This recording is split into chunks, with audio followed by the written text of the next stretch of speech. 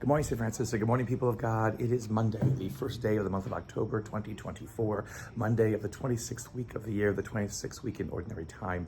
We just got done with morning prayer in our fourth grade. This is also Francis Week here at the Franciscan School, and actually all around the world. Francis' feast day is Friday, but our fourth grade always does a yearly play of the life of St. Francis, and they are practicing it now in our courtyard right over there. So I'll go ahead and I'll leave them alone, and we'll go take a walk over to the take over the chapel where I have mass to do today's reflection. So today is also the memorial, the feast of Saint Therese of Lisieux, a little flower, the Carmelite nun from I believe it was Alençon in France. Who at a young age decides to enter religious life, decides to become a Carmelite nun, and sometimes over the objections of many people and things like that, and a great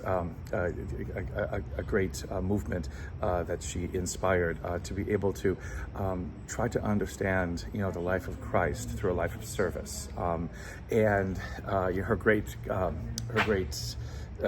a saying was that she wanted to spend her heaven doing good on earth. Now, an interesting kind of a desire and a wish, because she was in a cloister convent amongst the Carmelites, and not much else to do except for pray and to do the hard work that, again, the Carmelites were kind of known for. Franciscans were not known for that kind of hard work. And so, but within Therese's life, she was able to find and be inspired,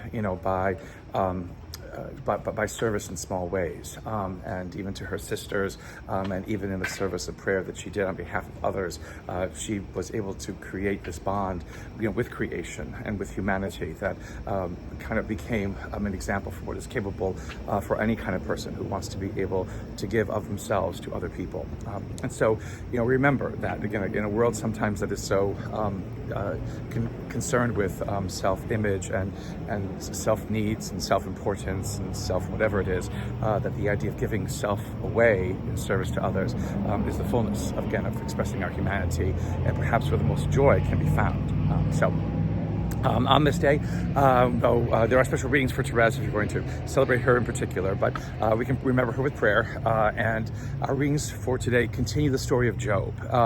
And now again, Job has had this terrible thing happen to him where everything he had was taken away because Satan and God are having a bet, and as to who's going to curse God more. And so Job has it all taken away, and his response today is basically to blame himself, to say, that cursed was the day that he was born, and he never should have been born, and and that life can be drudgery and trial, and perhaps it's sort of like an awakening that he may not have had before everything was taken away, as that the goods that he had, while he perhaps maybe was grateful for them, or he was righteous in acting appropriately to them or toward them, there are those who have nothing, and this awakening that happens within Job of the plight of those who suffer, toil in whatever it is, and never find kind of any rest, or never find any kind of resolution or happiness.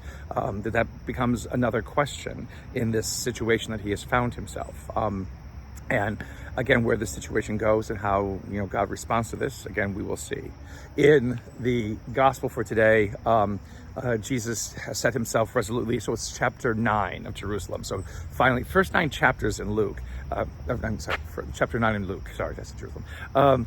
The first 9 chapters in Luke have Jesus all around Galilee, all around, again, this area that was crisscrossed by a lot of trade routes. And so while it was in a Jewish sphere of influence, culturally in one way, it had a lot of different kinds of cultural elements that were added to it, a lot of other cultural influences that were added to it. So, again, this is what happens with the northern kingdom. Once again, it is destroyed by the Assyrians, and the 10 tribes there are lost to history.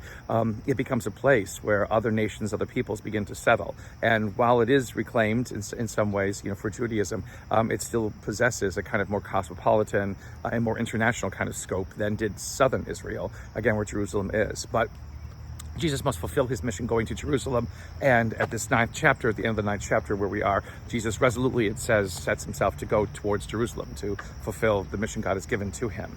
They pass through a town in Samaria, and they do not welcome him. And I think it was Peter and James, or James and John.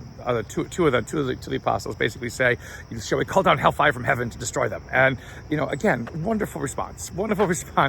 As Jesus has been talking about peace and love and care and whatever it is, reject Jesus and die. Again, Jesus will kind of intimate that later on in one of his little parables, "Reject me and die." But at this point in time, Jesus rebukes these apostles who want to destroy those who don't want to listen to him. Again, the kingdom of God cannot be obtained by force. The kingdom of God cannot be forced upon people. People cannot be made to believe, cannot be made to welcome God. It has to be something that comes from the heart. It has to be something that comes from within us, that allows us to dare to see the world differently, to experience the world differently. If our heart is not ready for that, well then, we lose it. Now, does it pass by and never come back again? Again, that is for God to decide.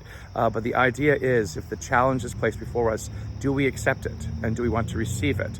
Because if we don't, the only ones to blame for that loss is ourselves. A blessed day, St. Francis and people of God. May the Lord give you his peace.